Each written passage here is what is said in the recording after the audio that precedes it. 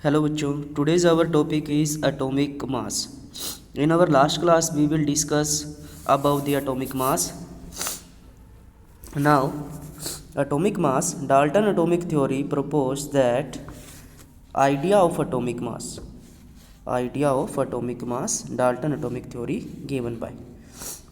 Explained the law of constant proportion so well. The mass of an atom of an element is called its atomic mass. किसी भी atom का जो मास होता है element का, वही उसका क्या होता है, एटॉमिक मास होता है. ठीक है. In 1961, IUPAC have accepted atomic mass unit U to express atomic and molecular mass of an element and compound. Firstly, we know that atomic mass is considered as gram. Further, IUPAC give an unit, that is U. U means unified mass. U means what? Unified mass. यानी कि well defined. Okay. The atomic mass unit is defined as the quantity of mass equal to 1/12 of mass of an atom of a carbon. Quantity for example हमने यहाँ पे carbon माना है, एक atom spherical shape का होता है, इसके हमने 12 पीसीस कर देने हैं बच्चों. ठीक है.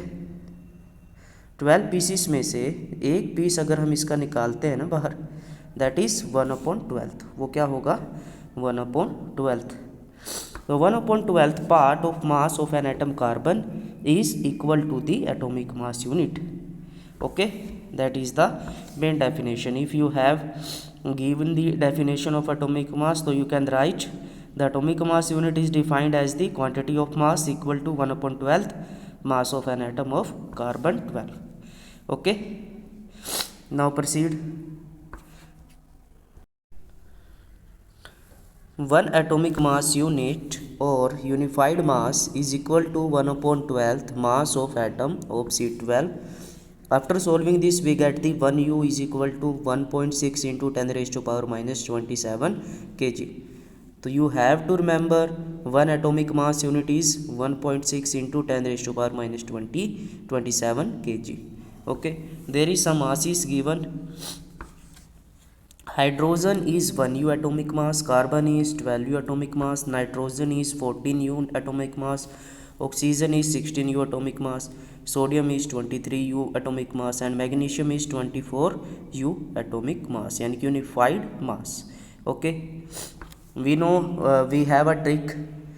If we remember the atomic number, अगर हमें atomic number पता है, for example X आपका एटम है, यहाँ पे आप जो है A आपका क्या रहेगा, एटॉमिक नंबर, और Z क्या रहेगा, मान लो यहाँ पे हम एक्सपोज कर रहे हैं तो वो रहेगा एटॉमिक मास.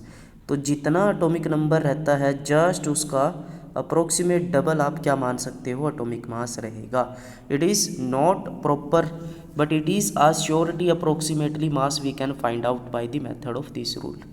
ये मैं आपको सिखाया था बच्चों क्लास में. आगे बढ़ते हैं. फॉर एग्जाम्पल जैसे हम बात कर रहे थे कि सर समझाओ इसको,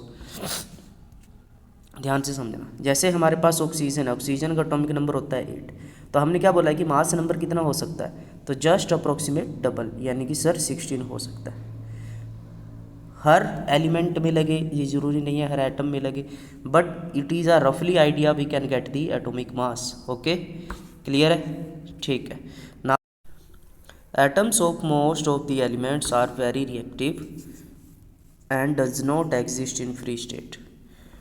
Only atoms, noble gaseous such as helium, neon, argon, krypton, xenon, rhodium are the chemically unreactive and can exist in the free state or a single atom.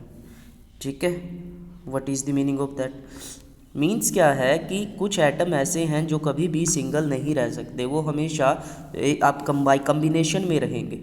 ठीक है. फॉर एग्ज़ाम्पल अगर हम ऑक्सीजन की बात करें, oxygen जो है हमारा वो हमेशा O2 की फॉर्म में एग्जिस्ट करेगा. क्लियर रहेगी बात में. इसीलिए O2 को बोला जाता है इट इज़ डाई एटोमिक. क्या बोला जाएगा? Di atomic.